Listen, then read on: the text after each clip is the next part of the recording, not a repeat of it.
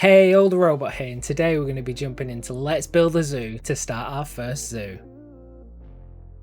The gates are open, it's time to find some animals.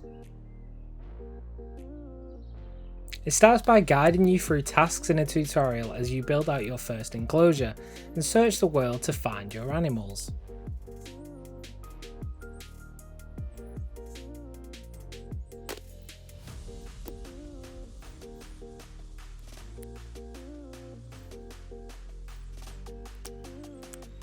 The kind people at Sydney Zoo gave me my first rabbits due to an unexpected boost in their population last month.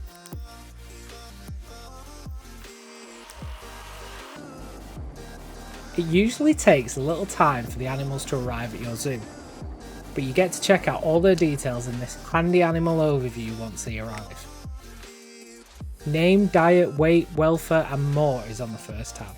General enclosure status is on the second, showing the size, capacity and threats. The third tab, species info, is a mini overview of the type of animal and suggestions on the ideal condition and diet.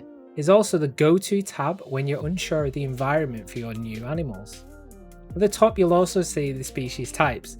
This helps you to keep a track of the different species variants as you discover them.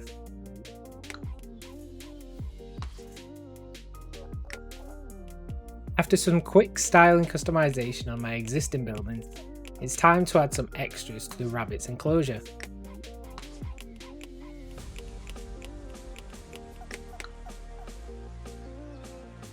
Okay, so hold up, please don't make the mistake I did. The heat map shows where the water is accessible based on the water pumps, as you see. There is no water accessible to my enclosure when placing my water basin right now. Silly me, I was clearly too excited adding enrichments and plants in for the little rabbits.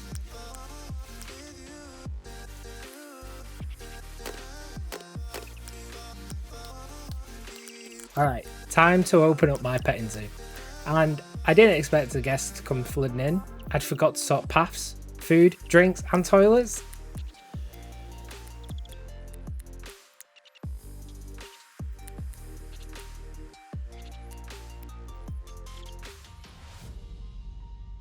There's no time to sort that right now, it's time for my first critical choice, and I opted to get the research grant and build out the research building. It may feel a little early in the game to do this, considering the state of my zoo, but I wanted to get a sense of what I could research early on in the game. Back to building up my park we go, and thankfully the game calls out the big issue I hadn't realised at the time, the water supply to my enclosure. I like how the game gives you these warning and tip sort of moments because they help you out when you're just focusing on tasks and forget the basics. It's a quick fix to get the water pump in place, and I tried to position it in ready for future enclosures too. Not knowing which animals I'd encounter in the early game, I opted to research the desert enclosure early on, just in case we got any sort of animals that wanted to live there. I continued building out my park without thinking about the basics. So if you want snacks and drinks, I'm sorry, but we aren't the zoo for you right now. I honestly just don't understand how I forgot to sort them out for so long, and didn't just pause the game for a few moments so I could catch up and build on what I needed before the next exciting new thing happened within the park.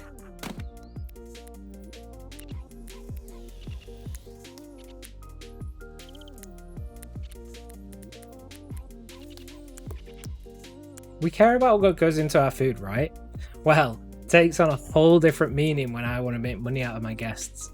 Time to tinker around with those recipes and materials to increase that margin profit.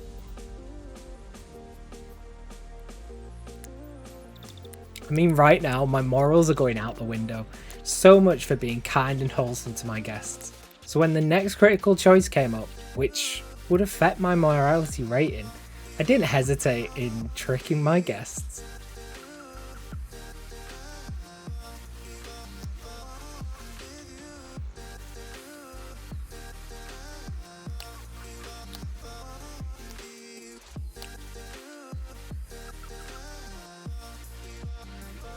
To be honest though, could you say no to Gabriella? My cute pup dressed as a lion. Wait, I mean, my lion. Yeah, that's what I mean.